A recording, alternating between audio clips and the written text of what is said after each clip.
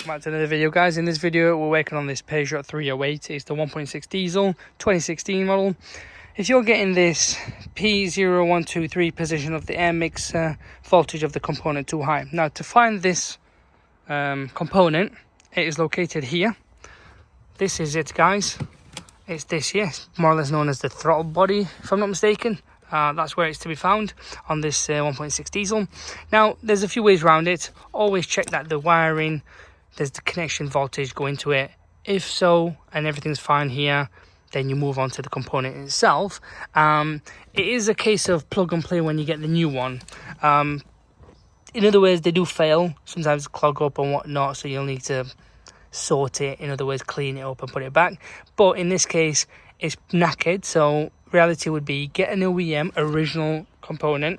You can get second hand, but it's always recommended getting new OEM. Once you do, put it in, plug the new put the sensor back on, and then just do a full scan and clean, and that should hopefully eliminate the fault code, guys. But that code there is to do with that there.